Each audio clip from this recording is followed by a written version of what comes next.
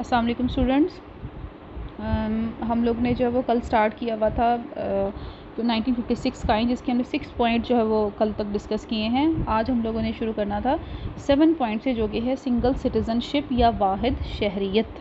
यहाँ पे मेरी बुक में तो खैर थोड़ा सा ये मिसप्रिंट हुआ है, अगर आपकी में भी है तो यहाँ पर लिख लें वाहिद शहरियत।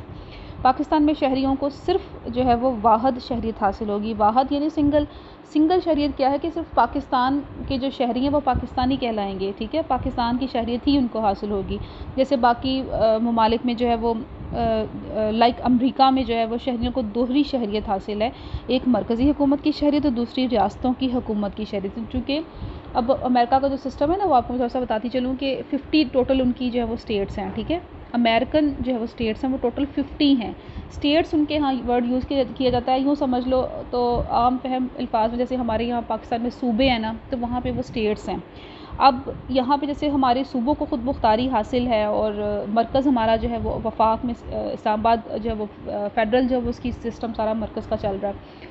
तो वहाँ पर भी ऐसे ही उनका जो है वो सिस्टम है, उनका भी अलग से जो है वो ओवरऑल अमेरिकन जो है वो सिटीज़नशिप होती है।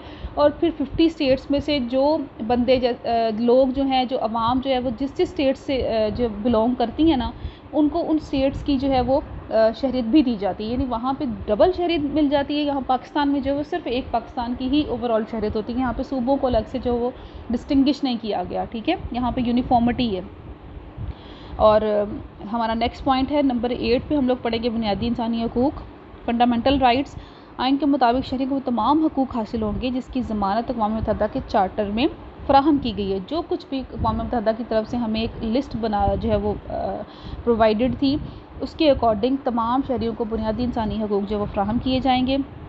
कानून की निगाह में सब बराबर होंगे और उनको माशरती, सियासी और माशी हकूक़ अता किए जाएंगे। किसी शहरी को बिला जवाज़ गिरफ़्तार नहीं किया जाएगा। गिरफ़्तारी की सूरत में उसे सफाई का मौका फ़राहम किया जाएगा। यानी जब तक किसी का जुर्म उसके ऊपर साबित नहीं हो जाता, आप उसको गिरफ़्तार नहीं कर सकते, ठीक है। तब तक जो है वो बेगुनाह है और बेकसूर है। जब जुर्म साबित हो जाता है तो फिर उसके अगेंस्ट जो वो सज़ा दी जाएगी। जब किसी के ऊपर कोई जुर्म का जो है वो इल्ज़ाम लगाया जाएगा या उसके ऊपर तकाब होगा कि इसने ये फ़लाँ गुनाह किया है या फ़लाँ जुर्म किया है, तो उसको सफाई का भी मौका दिया जाएगा। जब क्लियर हो जाएगा कि हाँ भी ये जुर्म हो गया है, तो उसके अगेंस्ट उसको सज़ा मिल जाएगी, लेकिन उससे पहले तक वो बेगुनाह है, ठीक है। और अगर इन हकूक़ की पामाली की सूरत में जो है वो शहरी को अदलिया से रजू करने की भी इजाज़त होगी। वो हर किस्म का काम जो है वो अदलिया कर सकती है। अगर उनको लगेगा कि शहरियों को कि वो उनको जो है वो राइट्स नहीं मिल रहे या कुछ भी है, तो फिर वो आराम से जो है वो अपना नेक्स्ट जो है वो काम करेंगे, वो अदलिया से जो वो रजू कर लेंगे। उसके बाद नंबर 9 पॉइंट पे हमारा है सरकारी ज़ुबानें। 1956 के आइन के तहत उर्दू और बंगाली दोनों ज़ुबानों को सरकारी ज़ुबान के तौर पर इस्तेमाल किया गया, लेकिन साथ ही वजाहत की गई कि आइंदा 25 साल तक अंग्रेज़ी दफ्तरी ज़ुबान की हैसियत से ही राइज रहेगी। चूँकि बरतानवी जो है वो राज रहा एक बड़े लंबे अरसे तक, ठीक है, बरसगीर के ऊपर। और उस वक्त जो है वो ऑब्वियसली वो अंग्रेज़ थे। अंग्रेज़ी जो निज़ाम तालीम था या जो अंग्रेज़ी ज़ुबान थी, उसको सीखने की हिंदुओं ने भी कोशिश की, मुसलमानों ने भी कोशिश की। फिर जो दफ्तरी जितना भी काम होता था वो सारा अंग्रेज़ी में जो है वो मोस्टली अंग्रेज़ी में होना शुरू हो गया। जैसे आज भी पाकिस्तान का आप खुद भी सिस्टम देख लो कि सरकारी ज़ुबान जो है वो हमारी उर्दू ज़ुबान होते हुए भी हम लोग जितनी भी ऑफिशियल लैंग्वेज यूज़ करते हैं वो सारी हमारी इंग्लिश में होती है, ठीक है। तो उस वक्त चूँकि मशरक़ी पाकिस्तान भी हमारे साथ था, हमारा हिस्सा था वो, तो उस वक्त उन्होंने कहा कि जो सरकारी ज़ुबानें हैं वो उर्दू और बंगाली दोनों होंगी, ताकि दोनों में फ़र्क ना किया जा सके, कोई फ़र्क रहे ही ना मशरक़ी पाकिस्तान में ना मगरबी पाकिस्तान में, किसी को कोई इतराज़ ना हो और दोनों को जो है वो बराबरी की सतह पे जो है वो इस आइन में जो है वो रखा गया था। उसके बाद नेक्स्ट पॉइंट है इस्लामी दफ़ात। अब इस्लामी दफ़ात क्या हो सकती हैं? आइन की रूह से पाकिस्तान का नाम इस्लामी जमहूरिया पाकिस्तान रखा गया, ये क़ायदा मक़ासद का भी हिस्सा था। सदर लाजमी तौर पर मुसलमान होगा, ठीक है। मुसलमान के अलावा कोई और सदर नहीं हो सकता, चूँकि हमारी जो है वो इस्लामिक स्टेट है, ठीक है। इस्लाम के नाम पर हमने पाकिस्तान हासिल किया।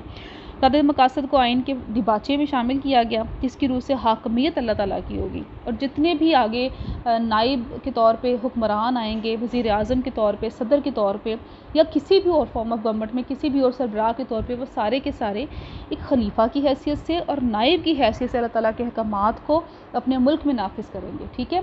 उसको नाइब की शक्ल जो है वो दी गई थी। और इख्तियारात को अवामी नुमाइंदे एक मुक़द्दस अमानत के तौर पे भी रखेंगे और कुरान और सुन्नत के मुताबिक जो है उसके ऊपर अमल किया जाएगा। जितनी भी इनफरादी इज्तिमाई ज़िंदगी इंसानों की हैं, आवाम की हैं, वो सब इस्लाम के अकॉर्डिंग चलाई जाएंगी। कोई कानून जो है वो कुरान और सुन्नत के ख़िलाफ़ नहीं बनाया जाएगा, ना ही उसको अमल में लाया जाएगा।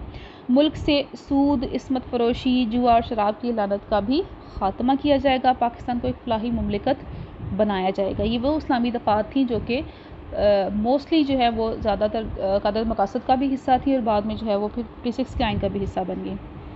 हमारा लास्ट पॉइंट है आइनी अदारे या कॉन्स्टिट्यूशनल इंस्टीट्यूशंस।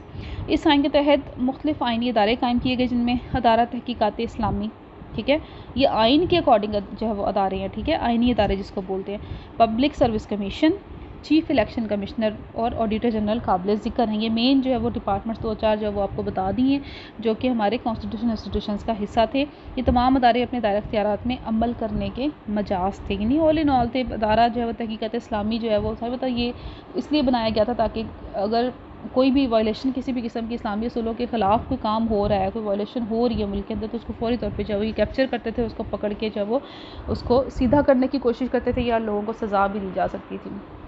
सो आज ये जो है वो हमारा इसमें जो है वो ख़त्म हो गया। अब नेक्स्ट जो है वो हम लोग 1962 के आइन के चंद फ़ीचर्स जो हैं वो डिस्कस कर लेते हैं। फरवरी 1960 में अयूब खान ने साबिक चीफ जस्टिस शहाबुद्दीन की सरकर्दगी में आइन साजी के लिए एक 10 रुकनी आइनी कमीशन तश्कील दिया जिसने अपनी सिफारशात मई 1961 में सदर ममलिकत को पेश कर दी। बाद सदर ने वज़ीर ख़ारजा मंजूर कादर की क़यादत में काबीना के 7 अरकान पर मुश्तमिल एक आइनी कमेटी बनाई जिसने आइनी कमीशन की सिफारशात को नज़रअंदाज करते हुए अपनी मर्ज़ी से आइनी सिफारशात मुरतब कर दी जिन्हें गवर्नरों का कॉन्फ्रेंस में मंजूर कर लिया गया। इस तरह आइन मुकम्मल कर लिया गया। 8 जून 1962 को सदर मोहम्मद अयूब खान ने एक सदारती हुक्म के ज़रिए इस आइन को मुल्क में नाफिज कर दिया, यानी अयूब खान के दौर में जो है वो ये सदारती जो वो फॉर्म के ऊपर आइन बनाया गया। इसके नुमाया फ़ीचर्स जो हैं वो दर्ज झैल हैं। नंबर 1 पे रिटन कॉन्स्टिट्यूशन, जैसे कि 56 का आइन जो हम लोगों ने पढ़ा उसमें भी यही था कि वो 6 जो है वो तहरीरी आइन था लेकिन शॉर्ट था। यहाँ पर जो है ये तहरीरी आइन ही है, रिटन फॉर्म में ही होगा, लेकिन इसमें 250 दफ़ात हैं, 5 कोशवारे और 8 तरमीम, ठीक है। इसमें तरमीम की भी जो वो गुंजाइश बीच में ज़्यादा रखी गई और मार्शल लॉ की 31 ज़वाबत पर मुश्तमिल एक तहरीरी शक्ल में मौजूद दस्तूर था, ठीक है। और इसे 12 हिस्सों में तकसीम भी किया गया था क्योंकि ये शॉर्ट नहीं था, ये 56 के आइन की जो वो निस्बत थोड़ा सा लॉन्ग था। गोया सखामत के लिहाज से ये 1956 के आइन से तवील है। तहरीरी आइन है, जैसे 56 का आइन है वैसे ही 62 का तहरीरी होगा, लेकिन वो थोड़ा सा शॉर्ट था, ये जो है वो थोड़ा सा लेंथ में ज़्यादा होगा, ये थोड़ा सा तवील है। यानी ये एक पॉइंट जो है वो सेम भी है और थोड़ा सा डिफरेंट भी है। सेकंड पे वफाकी कॉन्स्टिट्यूशन, वफाकी आइन होगा, फेडरल कॉन्स्टिट्यूशन होगा, जैसे कि 56 का आइन भी था कि 2 सूबों पर मुश्तमिल वफाक होगा। कौमी असम्बली में दोनों सूबों यानी मशरक़ी और मगरबी पाकिस्तान को यकसा नुमाइंदगी दी गई है। इंतखाबी अदारों में भी दोनों सूबों की नुमाइंदों की तादाद यकसा यानी 40-40 हज़ार थी। आइन में मरकज़ी हुकूमत के इख्तियारात की वजाहत की गई, बाकी मानदा इख्तियारात जो है वो सूबों को अता कर दिए गए। अब वफाकी जो निज़ाम हुकूमत है, ये जो वफाकी सिस्टम था पूरा, वो जैसे 56 के आइन में लागू करने की कोशिश की गई है, उसको उसमें शामिल किया गया, वैसे ही 62 के आइन में भी वफाकी आइन ही रखा गया जिसमें सूबों में और मरकज़ के इख्तियारात में जो है वो तकसीम कर दी गई और फिर एक मुश्तरका फहरिस्त बनाई गई जिसमें दोनों ने मिलकर फैसला करना था। ये वाला पॉइंट और वो दोनों जो है उसमें सेम हो गए। उसके बाद थर्ड पॉइंट है सदारती आइन। वहाँ पे क्या था हमारा पार्लिमानी सिस्टम। 56 का जो आइन था वो हमारा पार्लिमानी फॉर्म ऑफ गवर्नमेंट था।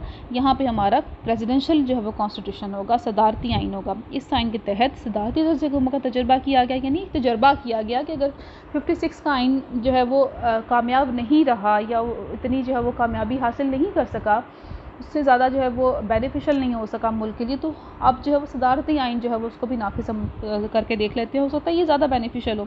सदर सरबराह ममलिकत और सरबराह हुकूमत भी था। पार्लिमानी सिस्टम में जो आपके मुल्क का सरबराह है वो सदर था, लेकिन हुकूमत का सरबराह आपके वज़ीर आज़म था। यहाँ पे मुल्क और आपके हुकूमत का सरबराह जो है वो सदर ही होगा। तमाम इख्तियारात का सरचश्मा जो है वो आपकी सदर की ज़ात होगी, जिसका इंतखाब बुनियादी जमहूरियतों के 80,000 अरकान पर मुश्तमिल इंतखाबी अदारा 5 साल के लिए करता था, ठीक है। इंतखाबी अदारे ने जो वो 5 साल के लिए इसको जो है वो चूज़ करना था। तमाम इंतज़ामी इख्तियारात का महवर सदर था। इसको कानून साजी के वसी इख्तियारात भी तफवीज़ किए गए। काबीना के अरकान कौमी असम्बली के बजाय सदर के सामने जवाब देते थे। जो सदर की काबीना थी, जो सदर ने अपनी काबीना के कुछ लोग जो है वो उसमें शामिल किए हुए थे, अगर वो गलत काम कुछ करते हैं या कुछ है तो वो कौमी असम्बली के सामने जवाब दे नहीं थे, वो डायरेक्टली सदर के सामने जवाब दे थे। जबकि 56 के आइन में पार्लिमानी फॉर्म ऑफ गवर्नमेंट के अकॉर्डिंग कौमी असम्बली के सामने जो वो तमाम अरकान जवाब दे होते थे। कलीदी असामियों की तमाम तकर्रियाँ सदर के अपने हाथ में होती थी। यानी इतनी ज़्यादा पावर्स, इतने ज़्यादा अख्तियारात जो हैं वो सदर को दे दिए गए कि जहाँ वज़ीर आज़म और सदर में डिवाइड होते थे सारे इख्तियारात और पावर्स, वो सारी की सारी अब एक ही जो है वो शख्स के पास आ गई। तो ज़ाहिर सी बात है, जब ज़्यादा इख्तियारात आते हैं तो उसको अच्छे तरीके से भी इस्तेमाल किया जा सकता है और उसको जो है वो गलत तरीके से इस्तेमाल करने के चांसेस भी बढ़ जाते हैं। लेकिन ये एक तजर्बा था, इसको भी जो है वो नाकामी का मुंह देखना पड़ा। 1973 की जो है वो दोबारा जो है वो 1973 के जो है वो दौर में दोबारा फिर आइन जो है वो नया आ गया। इसकी भी कुछ वजूहात थी कि 69 में फिर मार्शल लॉ लगा और ये सारा कुछ। उसके बाद नंबर 4 पे आ जाता है हमारा पॉइंट, रिजिड कॉन्स्टिट्यूशन। रिजिड क्या है? उस्तवार। हमारा 56 का जो आइन था वो लचकदार था, जिसमें आसानी से तब्दीली हो सकती थी, तरमीम की जा सकती थी। कोई मसला हुआ, नया मसला कोई पेश आया, इसको फ़ौरन बदल दो, तरमीम हो जाएगी।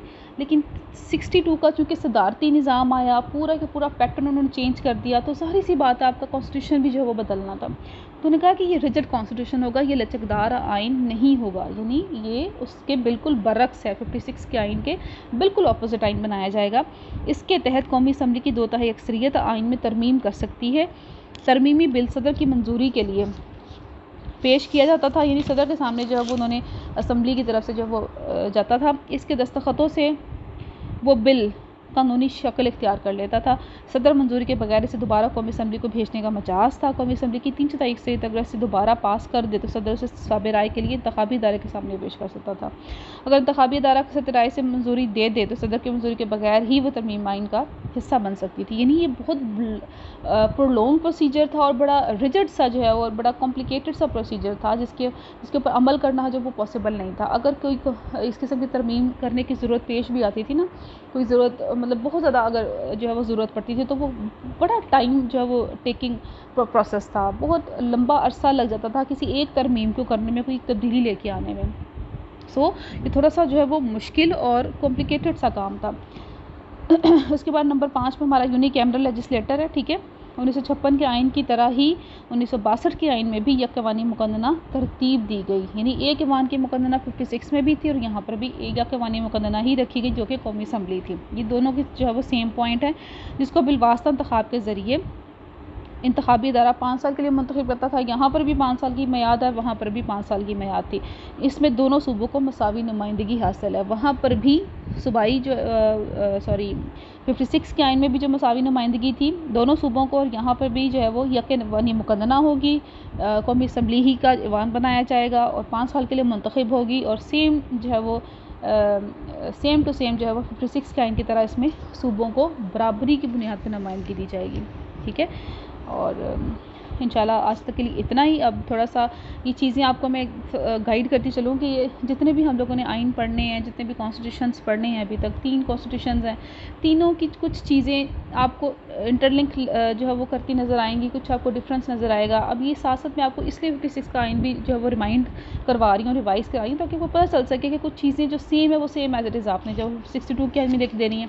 जो चीज़ें डिफरेंट है तो वो पॉइंट्स तो एक जैसे हैं, जैसे यहाँ पर सदारती वहाँ पर पार्लिमानी सिस्टम तो ऑपोजिट हो गया, लेकिन यक ऐवानी मुकन्नना दोनों में जो है वो सेम टू सेम पॉइंट आ गया। तो ये चीज़ें आप लोगों ने ध्यान में रखनी है, बहुत आसानी से आप लोग इसको तैयार कर सकते हो, ये कोई मुश्किल चीज़ नहीं है, ठीक है।